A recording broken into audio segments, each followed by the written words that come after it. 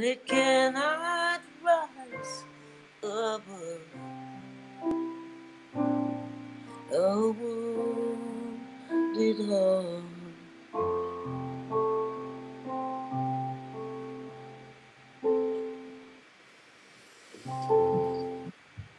Man, I love that song. That third verse, I don't believe a better verse has ever been written.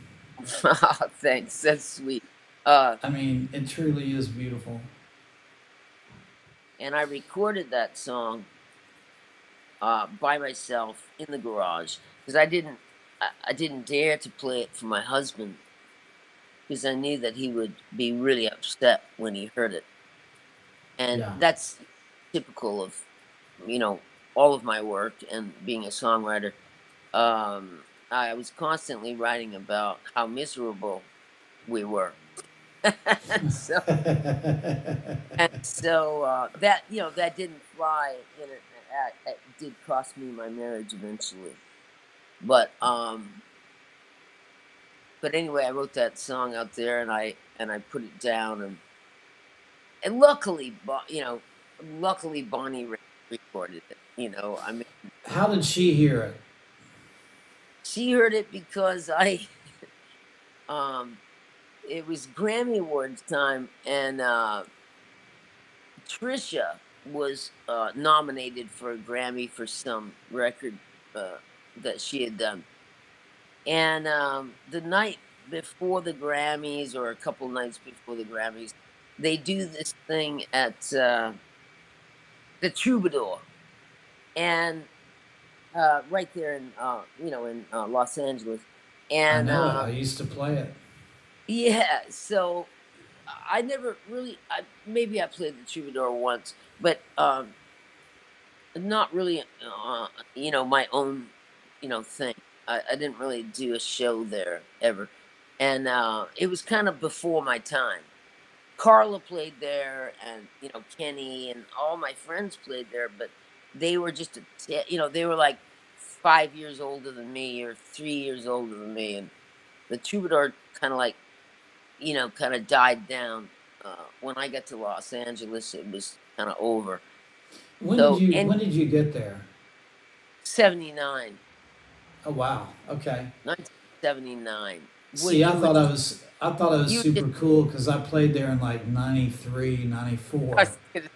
You weren't And even born, babe. well, what I thought was so cool is my hero Jackson Brown actually came to my show that night. You know, I'm on stage and I see Jackson kind of like making his way through the crowd, you know? And I was like, man, of course I was pretty scared at that time, but, you know, that was the highlight in my life, maybe playing the troubadour and having Jackson Brown walk in. Jack is one of mine. He's one of my guys. Oh yeah. But anyway, I heard it was my birthday, February 22nd, and I don't remember what year it was. The 90s, Yeah. and I heard that Trisha Yearwood told me, I'm gonna be playing this thing at the Troubadour. It's a thing where like the people nominated in this category, like we play this gig, a couple nights before the Grammy, and it was her and like one of those Scruggs guys, Randy, or I forget their names, but one of these player guys, and then Yeah.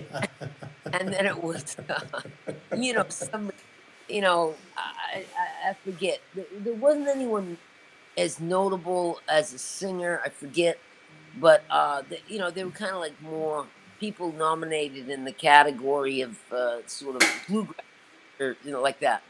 Yeah. And anyway, she happened to mention to me that Bonnie Raitt was coming, and I Yeah. knew Bonnie, but I wasn't like buddies with Bonnie, but I'd met her at, we'll get to that later, but at the No Nukes.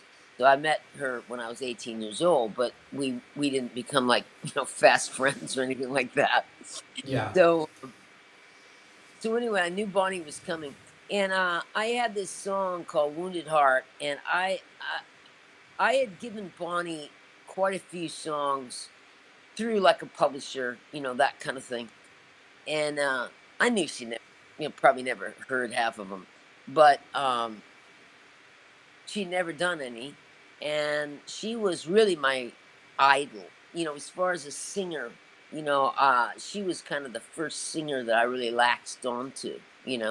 As a kid, as like at 16. Um, it it was the first album I ever owned was her album, "Taking My Time." So, I really, kind of studied her, and so anyway, I knew she was going to be at this thing. So I said to my husband, I said, "It's my birthday and all, but I'm going to take the train to Los Angeles and I'm going to go see this gig that Trisha's playing. And because Bonnie Raitt's going to be there and I'm going to take her this song in my tiny purse, I'm going to take this little cassette and with me because I sent it to her, but I got a feeling she didn't hear it because if she had heard it, I know she would do it." And so my husband was like, "Okay, whatever." So I went down on the train and I went to this gig at the Troubadour. And all I had with me was this little tiny, like, clutch, I think you'd call it. And the only thing in it was like lipstick and a cassette of this song.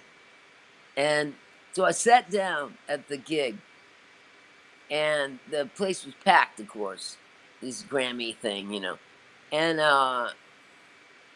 lastly, Bonnie Raitt came in, and was like, like in the back of the place, trying to be really quiet and not be seen. And the only seat left in the place was next to me. So she sat next to me and she went, "Hey, Jude, hey, listen, you sent me this song not long ago, and I was getting ready to go on a tour, and I couldn't for the life of me find this tape that you sent me, and I kept thinking to myself, maybe that was like the one or something. It just felt really weird." And so I said to her, I got my little purse out, and I said, "I just happen to have that with me right now," and I gave it to her,